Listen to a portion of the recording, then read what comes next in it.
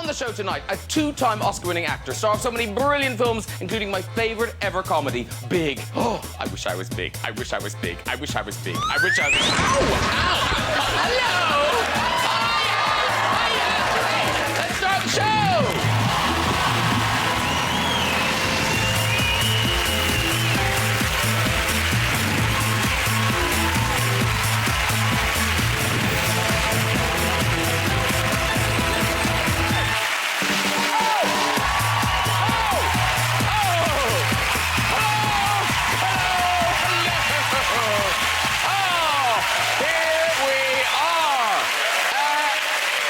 Ladies and gentlemen, what a great show we've got for you tonight. Acting legend, two times Oscar winner, Tom Hanks is here. Yes, he is. British comic turned Hollywood star Simon Pegg is here. Yes. And American X Factor beauty Nicole Scherzinger is here. Yes. And, of course, Nicole is one of the judges on the new series of American X Factor. Well, she was when we recorded this show. By now, she could be fired, rehired, entered as a contestant. We really don't know. We don't know. We do know she's going out with Formula One driver Lewis Hamilton, though, don't we? Yes. Oh, there's Lewis, a man whose sole purpose in life is to come first. Yeah.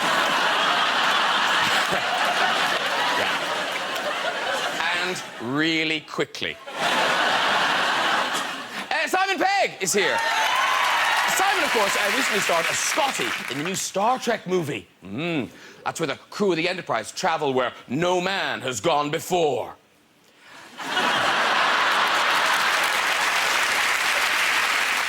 It's life, but not as we know it.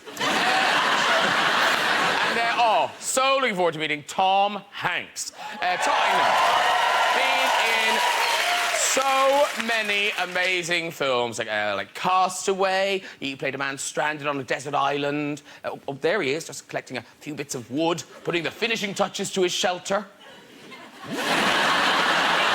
He's good, I'll give him that, he is. In the film, Tom makes a friend for himself out of a volleyball. Now, it's not very lifelike, is it? I mean, who has hair like that and an empty head? Huh?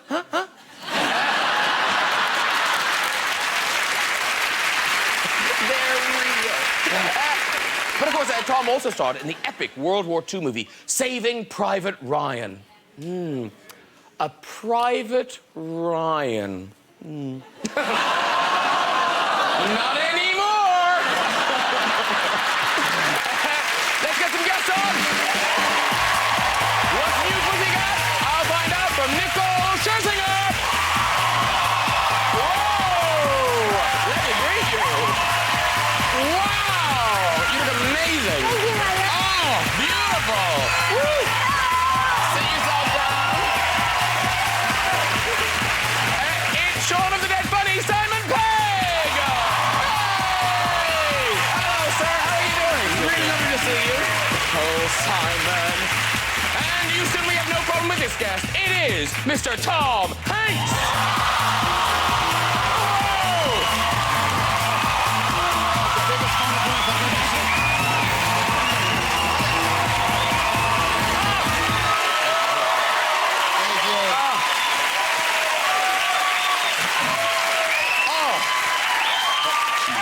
That is a cool couch. That is a very cool couch.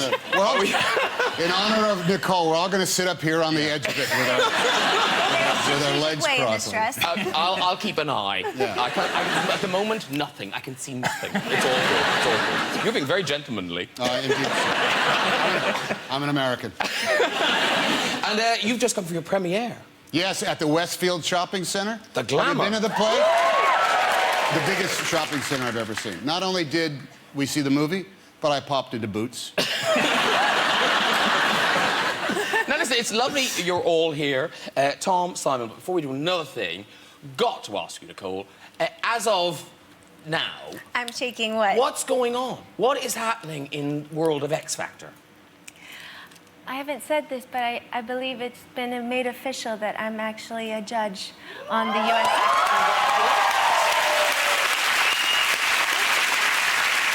Do did they keep you in the loop, or are you kind of finding out along the rest of us? I'm kind of finding out along the rest of us as well. I mean, it's kind of crazy when you get a phone call and you read it in the paper first, but you know, I was the host of the US X Factor, and now I'm having this amazing opportunity to be the judge now. Yeah. If you eat a bad salad from Germany, you'll be the most famous person in the world. And sleep with Ryan Giggs. Yes.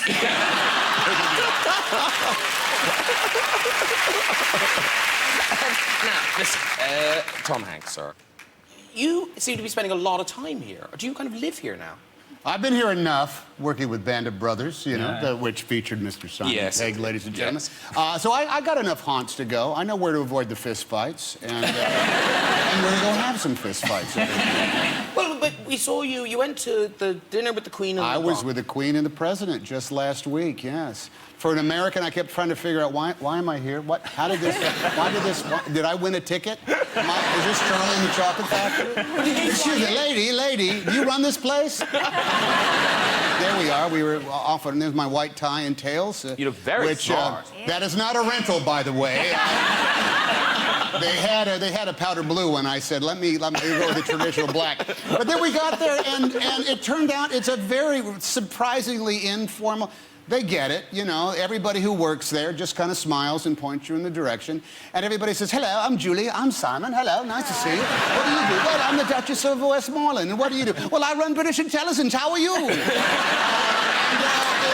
everybody's, it's kind of like on a first-name basis. Did you meet her? Oh, yes. Oh, yes, indeed. And chitty-chat, or...?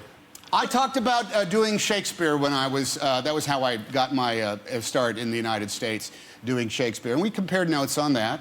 She did say this, we love to go to the theater. I'm not going to do an imitation of the Queen. So if I fall into that, you cut it. You cut it. You take it out of the show. And she said, we love going to the theater. And my sister, oh, we love to go to the theater. And my sister could go to the theater and hear a song once and then come home. And I said, play it on the piano? And she said, yes. My moment with Her Majesty, who used to call Her Majesty first, and then you call ma'am. But now, weirdly, there's been a lot of that, because you've met the Queen, Simon, haven't you? I did. I met her recently, yeah. I met her at the Narnia premiere, and she... I thought I broke her, to be honest. I thought... the Queen has never had to worry about the awkwardness of starting a conversation. She's never had an embarrassing pause, because she always must speak first. So she takes as much time as she wants to do that. So she came up to me. I was standing next to young Joe McElderry, the X Factor winner. Aww. And she said, "And you're a musician?" to him. Well, someone whispered that he was in her ear. And then she came up to me and she went... And I was just waiting for her to speak, and I swear it was like 30 seconds, and I started to bead sweat. And then she just went, "And what do you do?" Like that, and I almost hugged her, because I thought, thank God, you're still with us. And then... but then the brilliant one was Philip came by, and because I played a mouse in Narnia, did the voice of a mouse, and someone told him what I was doing, and he said, "When did you realise you had the voice of a mouse?" I suddenly thought, you think I was cast because I have a naturally mousy voice. He thought I have some sort of disability that has given me an acting career. But I made her cry. I have it on good authority that at the end of Narnia there's a very sweet moment with Reepicheep the mouse. He does this very moving thing, and the Queen was, I swear to God, sitting maybe 5 seats down from me wearing 3D glasses, which is a sight to behold, to see the monarch in 3D glasses. And they weren't even gold on a stick, they were just plastic... Buddy Holly-style 3D glasses, and she dabbed her eye with a tissue. You actually thought the Queen was going to have gold 3D glasses? Dude, it is so lifelike. I don't think that's going to happen. And Nicole, you haven't met the Queen, but you did. You and the Pussycat Dolls performed for Prince Philip and Camilla. You were shocked by that Prince picture. Charles. Yeah. I said Prince Charles. Prince Charles. And Camilla. Yes. What song did you choose to perform in front? Ooh, that's a good question. I think we performed I Hate This Part. No. Really? We did? No. You got up in front of Prince Charles and Camilla and sang "Don't You Wish Your Girlfriend Was Hot Like Me." Wow, we got a We were backstage laughing so much. It's an empowering song. Very empowering. Back into the United Kingdom. Yeah. We were just giving that day. But now, Tom Hanks, sir, you've got a new movie out that you just went to the premiere of. Yes, indeed. Which I know is very close to your heart. But before we do, we just have to spend a few minutes, because you're here and you haven't been on the show, just to marvel at your career. For sure. It is an amazing... No. You know, most successful actors, their box office is kind of, in millions. Over $8 billion your movies have made. That's news to me. Hey. All right, then. All right. And why did I have to pay for this suit? But isn't that's like a country. That's extraordinary. That's like a successful country. I could secede. You get it. Yeah. You could be king of somewhere. Then I could ask you to come and sing My Girlfriend is Hot Like You. What you wish. The Sleeps in Seattle, Philadelphia, Forrest Gump, Apollo 13, all the 3 Toy Stories, Yes. It's amazing. Yeah, it's been And fun. when you look back, is there one that you kind of you think, that's the one I'm really happy I said yes to? Well, there's some... I got to tell you, when we did Apollo 13, it was the first time I was only with 2 other guys for, most of the movie. And I have to tell you, you might have noticed this on some, Band of Brothers. When 3 guys are making the movie, the jokes become so filthy as of lunchtime of the first day of shoot. And I got to tell you, Kevin Bacon and Bill Paxton, who were in the capsule with me, know the foulest joke. And we were trying to, out-foul and out-gross each other, And that's how we spent most of our trip to the moon, saying, all right, a guy is hunting and a bear comes into his face. And then you just go from there. You're in big trouble. And in your first kind of big movie, Splash, I mean, that must have been a really horrible job, all the underwater scenes. Well, that was... It was kind of... There was no way... Everybody said, how did you shoot those underwater scenes? Well, we jumped in the water, and we down and held our breath, and then we shot it. It's amazing how they did that. No special effects. But we had to learn how to scuba dive, and because I'm in clothes, there was always an air tank, somewhere up there, because we're in about 30 feet of water. But they had this underwater phone booth that was weighted down with a dome on the bottom of the ocean down in the Bahamas, and the dome was filled with water. So if Ron Howard, the director, had to give us an instruction, he would swim over there, and I would get towed by a safety diver, because I couldn't swim because I had iron weights in my pants to keep me down. Okay. So he would tow me over there and stick my head up, in this dome of water, which was about that big, and then I'd wait, and then Ron's head would come up with a regulator in his mouth, and go, all right, that's good. That's good. If you could just have more wonder. I need to have the eyes open a little bit more, and don't look like you're out of breath. All right? All right. And then it's literally a director. And then I would get towed back to wherever we're shooting. I would try to remember what he said, but essentially that is actually an exercise in not dying. Yeah. And then where we did not get killed, that's what they put in. It went well. It went good enough. Yeah. Nicole, if you were to pick a Tom Hanks film, what would you pick? I'm not gonna lie, I'm kind of in love with Big. Oh, all right. I always wanted to do the dun, dun, Careful. dun, dun, dun, dun, dun. Oh, sorry. Whoa! I have shortsies on underneath. I'm a lady. Camera 5 went red real quick. That's what I was trying to do, guys. What? Oh, the jump. Yeah, Oh, that one. the piano day. Oh, yes, yes. Me and That Bob one. Lozier, Yeah. Don't do that. One of my favorites was Philadelphia, and luckily I'm sober now. I can tell you that. I met Denzel Washington when I was drunk, and I started to cry telling him how much. And he just looked really embarrassed. As was I. Anyway, what's interesting now is that you've written and directed this new movie, Larry Crown, which I've seen. It's a really lovely film. It's funny, it's sweet, There's it's... a little... Yeah. There you go. And then it's not you and Julia Roberts. Yeah, not bad. Not bad at all. Yeah. We were... here's sort of tagline. Larry Crown loses his job and goes back to college. Julia Roberts is one of his professors. And guess what happened? You figure it out, maybe just a little bit. Yeah, and you wrote it and directed Yeah, it. yeah, Okay. myself and yeah. It was an interesting phone call. Hey, Julia, listen. Believe it or not, this is a business call. And listen, we've got a clip of you and Julia in action. It's Larry Crown.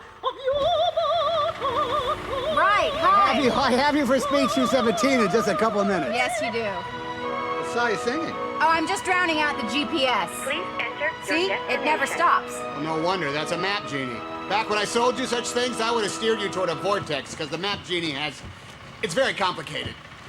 Well, no wonder the auto on feature is engaged. So, menu, select, features, auto, voice select, change, yes, on, off, change, yes, save, and back, and exit. How long was that broken? Ever since my husband installed it himself. Oh, it's all fixed now. Thank you. What are you going to make us do today in class, hmm? You'll just have to find out. Follow me. Interesting.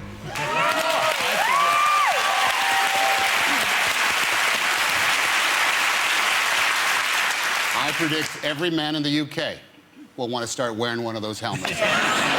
Because if you can land Julia Roberts wearing a helmet as stupid as that, you must be one charming, charming. That's so big. Yeah, I was going to say that. Because I noticed even in the poster, you're not wearing the No. helmet. We've run into problems with some, hey, where's the safety helmet there on the scooter? He says, oh, come on, I'm trying to be like Steve McQueen. And obviously, in the last film you directed, That Thing You Do, it was a cast of, mostly unknown actors. Yeah, about a band in 1964, yeah. This time, Julia Roberts, can you direct someone like Julia Roberts, or is it collaborative? Well, it's very collaborative, because Julia is incredibly smart and forceful. Meaning that when we were starting to talk about it, she said, okay, I read it. Here's some things, and she talked, and and I said, I agree, let's go to it. But you don't want to waste anybody's time, but specifically, you don't want to waste Julia's. Not someone who's going to, suffer fools, nor should she. So we were all on our toes the days that she worked, and I specifically want to make sure that everything we did together was going to be fun, and it was better than it would have been, if she had just did it as it was originally written. Because you know what always happens when guys write screenplays? The girls, the women in their lives all say, this is what they say. They say things like, when are you coming home? Don't worry, honey. You can do it if you try hard enough. I'm worried about Bobby. That's all they really get to say. So I wanted to make sure I had a forceful woman who was really going through something. And listen, it's out on July the 1st. July the 1st. Right around the corner, almost. Yes, and in theatres everywhere, I'm guessing. And talking about working with people you admire, Simon Pegg, in Paul, you got Sigourney Weaver on board. And you are a genuine Sigourney Weaver fan. I was, yeah.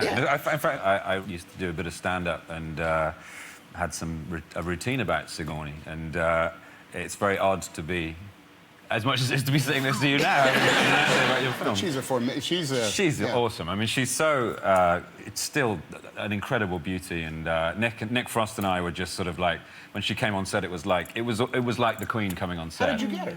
We just sent her the script, and she liked it. And she was our dream casting. Well, why not? Let's just send it to her and see what she says. And we got 2 weeks later, yeah, she's going to do it. So she came on set, and Nick and I were like, hi, how you going? Hi. And she was sat on her own on set in the evening, and Nick and I sort of went over and, do you want to come over and hang out with us? We're sitting over here. But, she was so lovely. And hadn't you written a poem about her? I did write a poem about her. In my stand-up, I wrote a poem about her, but... what words rhyme with Sigourney? Horny, of course. Oh! What a massive leap. I know what you make me think of. My penis. And talking about Paul, we must mention it further, because it is now available in Blu-ray, DVD, and digital copy. Yes. Yeah, there it is. There it is. It's in shops 13th of June. Yes, comes out on 13th of June. 13th. It seems so quick. And it came out in February, and it's so quick nowadays, isn't it? The turnaround to DVD is so fast. It used to be like 5 years or something, and now it's 3 months. 6 months. Yeah. Getting shorter and shorter. Yeah, well, growing up in Ireland, it'd be so long before it even got to the cinema. people were dead who were going to see their films. You thought the soundtrack to every movie was this. This is it's you, Nick Frost, and an alien. Yes. On a road trip across America. Yes, Seth Have I left Rogen. anything out? No, that's what it is. With Seth Rogen as the... It's a really funny movie. It's a very, very funny movie. Here's a clip to remind ourselves. What's the matter, Clive? There is an alien in the kitchenette making bagels and coffee. Did you want tea? No, I don't want tea. Right, because tea is weird in America, right? They leave the bag in. What's weird, Graham, is the fact that we have picked up an extraterrestrial hitchhiker and you seem completely fine with it. Bagels and coffee. Who? Armand. Well, he said his life is in danger. He needs our help, you know? I mean, sometimes you've just got to roll the dice. What if we wake up and find him inserting a probe into our anus? Apparently they don't do that. Anyone want one of these? Anyone? Anyone? Yeah, oh no, that was a green screen. But you really did do a road trip, you and Nick. Yeah, we did. We drove from LA down to Vegas, then across through Nevada, Utah, Wyoming. Realised just how huge that place is. I mean, it's just such a massive country. You don't know until you get out just how vast it is. And we nearly died a couple of times. We met some hicks. A lot of it went into the script. There's a couple of guys we meet in the film, played by Dave Kettner and Jesse Plemons, in the Little Alien, which is the little diner on the edge of Area 51. And Nick and I arrived there, and it's full of, like, UFO paraphernalia, and we were like, oh, this is great. And we're the only guys there, and we were putting on alien masks and talking about spaceships and stuff. And then these two guys came in, like, hunting suits with rifles on their backs, and we just went... And everything went really quiet, and we just sort of left really frightened. And we thought, what if they catch up with us and it's going to be like Deliverance? They're going to, you know, do things to us. You got to get to America a little more often. It's the first time since Deliverance. No, I know. And Nicole, you kind of grew up in the middle of nowhere, didn't you? I was born in Hawaii, and then I grew up in Louisville, Kentucky. Is that the middle of nowhere? Yeah, it sounds kind of. like it. Mm-hmm. Yes. Midwest South. Were your parents insane that they would leave Hawaii for Louisville, Kentucky, and not vice versa? I'm making a joke. I don't mean to offend your parents. I love it. No, I love it both places because it's still really like homey and just grounded, and I'm real close to my family. But did you have, like, jobs and things growing up? Like, you seem too pretty to be there. Do you know what I mean? You were kind of like, no, she's not one of us. We're sending her to L.A. Oh, that's a little awkward in Kentucky. I didn't have many people that looked like me, and I did have one. Indeed, anywhere. I had one really fun job. I worked at the Kentucky Kingdom Amusement Park, and I was a part of the entertainment department. And when you're a part of the entertainment department, everyone has to take turns playing King Louie, Kentucky Kingdom's mascot, which is a big, ginormous king lion. So I played King Louie. So they put you in a full lion suit? Yeah. I have to get a picture of it. It's really funny because, like, you had to take turns. Some guys were, like, 6'3", and then I was, like, really short, and so mine had, like, my King Louie had, like, a lot of cankles, like ankle rolls. And you have to do, like, a full-on performance. So you'd have to be King Louie, this huge lion with this crown, and you'd have to perform, and it was really hot, and you're, like, inside, and you're, like... But it must have stank in there. It was disgusting. It was really rank, I'm not gonna lie. And there was a thing that just came out at that time called Febreze. You know? Oh, Febreze is amazing. No, it does not work. It's disgusting. How long would you have to be in this suit at a time? Oh, gosh, a couple hours at a time. Oh. Would the suit dry out before you had to get back in it? It wouldn't. That's why you just keep squirting the Febreze on there. What was the name of this? King Louie? King Louie the Lion at Kentucky Kingdom. They're probably still using the same suit. They probably are. He probably just walks around on his own now. Like, just infused with the DNA of... The bacteria is taken over. It has a life of its own. Yeah. Now, back to science fiction, because you've been in fantasy, and obviously you're in Apollo 13, but you've never been in a kind of science fiction film, per se. No, not per se, no. Not something with ray guns or... I mean, when my entire family went and worshipped at the feet of Star Trek, all I could say, Those guys are having so much fun. Look at those phasers, man. Oh, geez, they get to go on the... Oh, he gets to sit in that chair. He gets to sit in the comm. He gets to run the Enterprise. Oh, man. How come I can't do that? I never get to. What a jip. We're doing more, you know. Well, I'm gonna... When the Romulans make friends, when they have the, let me play a peaceful Romulan, man. I think that'd be fun. Because you are a genuine big science fiction fan, aren't you, Simon? So when you got the call for Star Trek, you were genuinely excited. We've got a picture that you took of yourself trying on your costume. Oh, you can see that, the phone hands there, like that. It's like taking my own picture. Do you like Star Trek? Yeah. Do you? You don't have to say that. I like the ears dudes and stuff, yeah. Yeah, ear dude suggests not a huge fan. Even I can stretch to Spock. The ear dude. Ear dude. You were doing so well. The ear dude in the rocket ship and the Martians, you really dig that stuff. Yeah. But no, you love Star Trek. I grew up watching it. It was on every night at 6 o'clock. And we'd have competitions to see. I'd be on the phone with my buddy at his house, and we'd be both have it on Channel 2. It was on at 6 o'clock. We'd have a competition to see who could scream out the episode the soonest. Yeah. Well, now, listen, we alerted each of you to the fact that you are both Star Trek fans. And I believe you've both prepared some Trekkie trivia questions. So, Nicole, if you want to pop the kettle on, I'll be tidying my desk. Simon, have you got your questions? I have. Tom? Oh, I left. I'm sorry. I left them in my dressing room. Very good. Oscar winning. If only there was some way to transport you there quickly. Hey, wait a minute.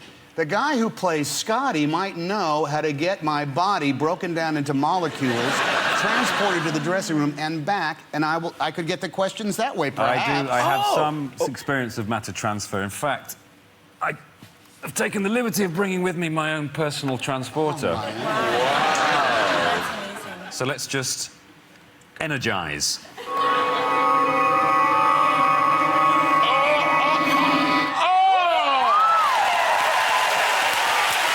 Nicole Scherzinger, excellent work. Okay.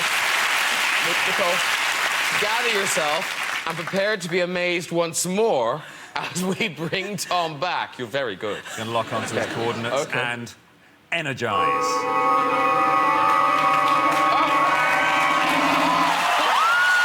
Got it.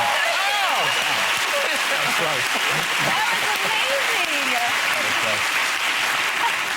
It sort of diminishes the film, doesn't it? I don't know. You English talk shows are way advanced. They can't even do that on Leno. No. All right. So you've got the questions. So Tom, do you want to start? You do one question. One to him. And one back. And right. we'll have a little I don't think I am. I don't know. Nicole, if they don't know the answers, I'll throw to you. Sure, no one... Okay? Don't ask me anything. Question number one. Okay. What did Captain Kirk call Mr. Spock in the Spores infection episode that forced him to blow his top and put his fist through the Enterprise console as he was trying to beat his captain to a pulp? Oh, was it something like it's something half-breed, right? Is it So close. So close. Worthless half-breed? That was the first part.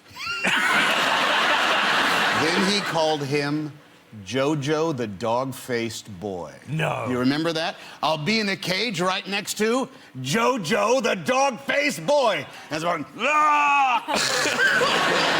little indentation of his fist. All right. Kind of what in JJ's film they do that when they get When they Spock get so mad, yeah, riled they get him up. riled When he up, gets angry. Right, Nicole? Right? Absolutely. Oh, yeah, so You knew that. By the way, You knew that. Spock was the ear guy. Okay, here we go. Next question. Okay. Harry Mudd returned in a sequel to his first season episode, Mudd's Women. What was that episode called? I am Harry Mudd. Thinking about it, that was a season 3 Mudd Sisters, so he probably came back again. So I Mudd would have been his second appearance, so technically... Are we giving Tom a point? Yeah, I'm Tom. Mudd. A point! We have a point! My bad. That was my bad. Bravo, great I should have gone on the internet and picked them up. What are you doing afterwards? The rest of their lives. Nicole, would you go get us a couple of gin and tonics? They took the pilot and took it too far. Oh, dear. Now, weirdly, given how interested we've seen you are, Nicole is now in a huge science fiction film. Yeah, you are. Men in Black 3. You are. Black 3? Yes. Fabulous. I know. Are you a monster? Are you an agent? What are you? She plays a lion. That'd be so cruel. You play you play the stinky lion. From the planet Febreze. It's pretty cool. I You get got to- a cool outfit that you're It's wearing? a pretty badass outfit. It's a lot of leather, and I do get to rock a rocket launcher. Sorry, what are you doing afterwards? I just lost the cool competition. That's the coolest thing I've ever It's pretty heard. cool. That is very cool. I ride a scooter in a goofy helmet. It's as close as I can get to it here. Men in Black 3 was my first movie, so it was the first time that I had to. I don't think you all realize this. I've never realized this, but you know how when the camera's in front of you and you're acting, you're in the moment. It was the first time I had to act to 3 pieces of tape. Yeah. And I got very confused who I was talking to. and the tape is literally, they're like, this is guard 1, this is guard 2, and that's the villain. And they're all like literally this far apart, and you're trying to like not get cross-eyed, right? It was really confusing, and then try to like really be in the moment, and you're like, oh, I've got to give it my all right now. I'm living, I'm here, we have a I'm really hard cross-eyed. job. Yeah, It's really- you know, I find that not everybody can do it. You know, it's not all autographs and sunglasses. You keep it up, you'll be able to keep those tapes separate in your head. You're gonna get it. Am I wrong? No, you'll figure it out. You're a talented young lady, you're going far. And Simon, with zombie films, like Shaun of the Dead, where does that is that in the horror genre or the science fiction genre? It's horror, yeah. I mean, it's very much a horror film. In America, we were confused by this poster. You know why? Oh, really? Why? Why? Well, Americans don't know what a cricket bat Oh, is. yes, yeah. We were saying, why is that guy attacking zombies with a pizza? What is that about? We did So not many people know. say, they call it a cricket paddle, which is always weird Yeah. in America. And given that, you know, it's a low-budget British film, and yet the excitement, because you did end up with your own action figure. Wow. No, it's a really cool one, too. Now, Yeah. I think, is it on now? I think it's on. That actually Does it do looks like something? you. Yeah, Yeah. If you get cornered, bash him in the head. That seems to work. Is that you? Yes, it is. Obviously That's you. That's straight from the film. These Yeah, are- yeah, yeah. Because we were having some debate in the office, because we have a Woody doll. Ah. Now, is this... You listen to this. Ha ha! Boy, am I glad to see you.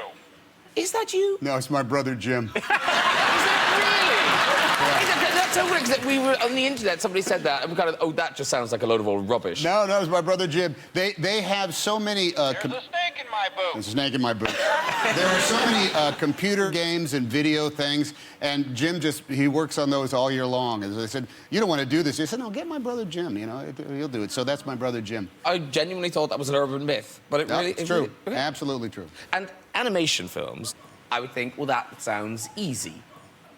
But then I read it's really hard work for you, anyway. Well, it's fun work because the people are great, but it is very, very hard.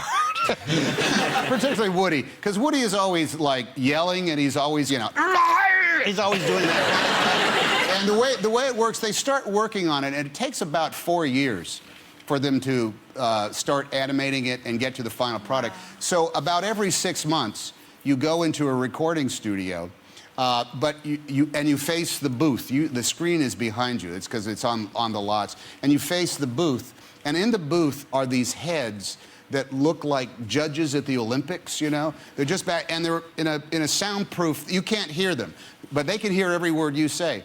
So you got a scene where you have to say something like, you're standing, and you have to do 18 variations of something like this. Buzz, if we don't get back there, I'm gonna go absolutely bizarre! That's what you have to do. And you do it every kind of way you possibly can until your diaphragm is busted, your throat is raw, You spit all over the copy, and it's your 4th hour of doing this. And when you go, "Yeah, we're gonna go berserk!" And then you look at the people in the booth, and they're all going.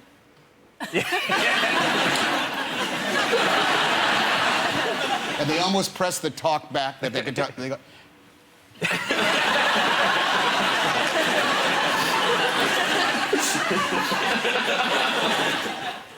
Hey, Tom, that was great.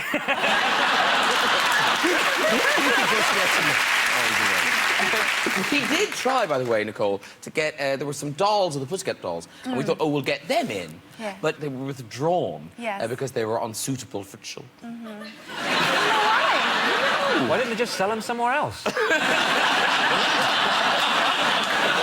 would have gone like hotcakes. Come on. Come on. Now, you are very shortly going to be performing your new single, right there, from first solo album, Yes. Killer Love. And is it lovely being solo now? I miss the girls, obviously, because we were kind of like this whole girl gang, this force to be reckoned with when we were on stage together. But I grew up on the stage, and I love it, so I'm having a great time. And I say solo, but actually on this track, I mean, 50 Cent isn't here tonight, is he? You'd have told us. So he's on the track. No, but Tom Hanks in. Okay. Oh, yeah. I'm calling 50, not 50. Yeah, I call him 50, but everyone over here calls him Fitty with the 2 Ds. Most of us who know him call him Fitty, but... No, but I think because certain Americanisms sound really weird in a British accent, like in the same way 50. that... Yeah, 50. Hello, 50. It just... So they say Fitty. Yeah, because you feel more American, more street, you know? Wouldn't they call him 50p over here?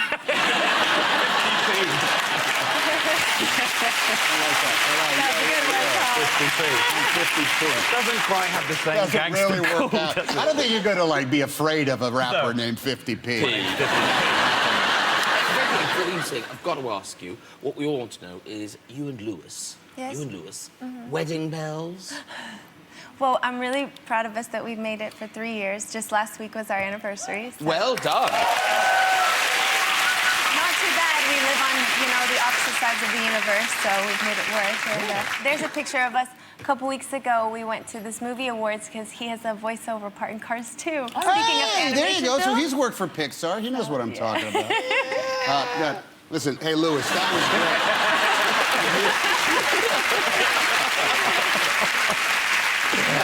Nicole, it is time for you to sing. So if you'd like to go over and get ready and join your band. All right. Off you. Just get careful. the band. Excellent. Very good. Very shortly, we will be hearing this week's stories in the famous red chair. But first, singing right there, it is Nicole Scherzinger.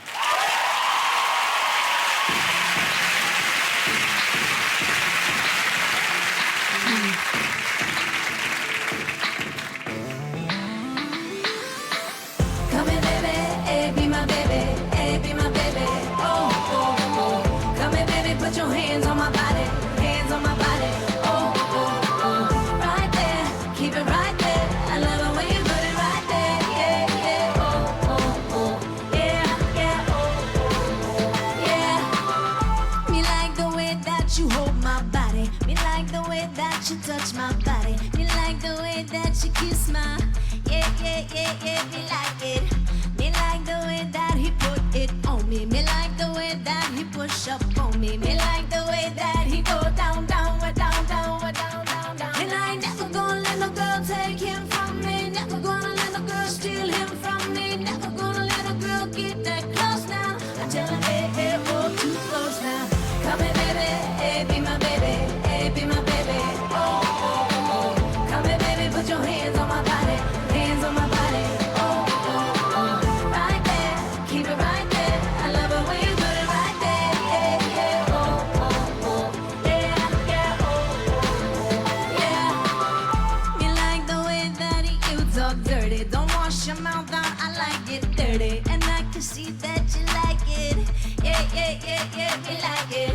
Me like the way that you keep me coming. Play that feel so good, they have me running. Me like the way that he go down, down, down, down, down, down, down. And I ain't never gonna let no girl take him from me. Never gonna let no girl steal him from me. Never gonna let no girl get that close now. I tell her, hey, hey, oh, too close. Come on, come here, baby, hey, be my baby, hey,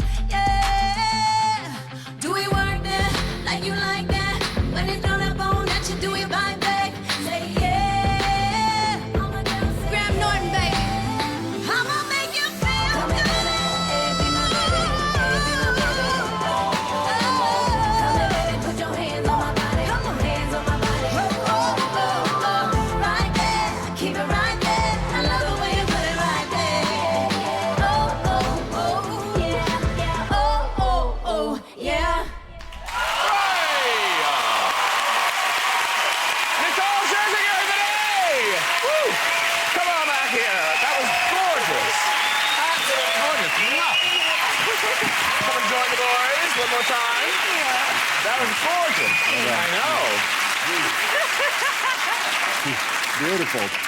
That was the dedication to you and Wilson. Oh, man, I love that. That was steamy. Yes. Steamy in a good way. It's a beautiful love song, Graham. Don't wash your mouth out. That's a great lyric, isn't it? Don't wash your mouth out, I like it dirty.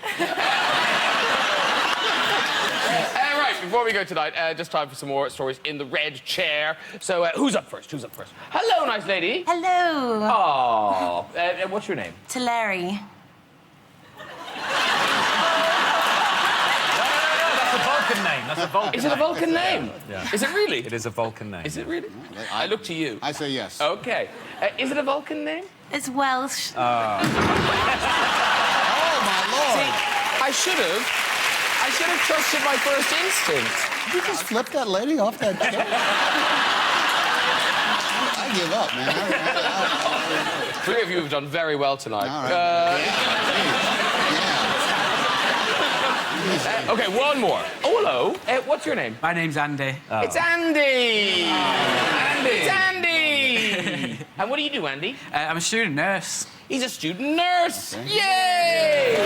Nothing, Andy. A student nurse. All right, off you go with the story. Right, OK. So I was on a night out with some friends, and I went to this nightclub, and I was a bit tipsy, saw a podium, thought, well, I'll have a bit of that. So anyhow, I get up on this podium, I'm dancing around, and I noticed this wire hanging down from the ceiling. So I thought, aye, I'll incorporate this into my little dance routine. So anyhow, not realising it was actually a live wire, at one point, the wire comes into contact with my tongue stud. I electrocute myself. Blue sparks come out of my mouth. Blow a fuse. The whole lights go out in the club, and all the music just goes. Wow.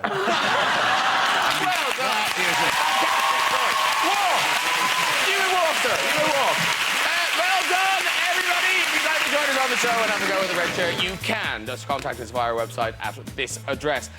Thank you so much to my guests tonight, Nicole Scherzinger, Simon Craig, and Mr. Tom Hanks. Join me next week with comedian Kathy Griffin, Wild Man Bear Grylls, and Hollywood star Cameron Diaz. I'll see you then. Good night, everybody. Bye.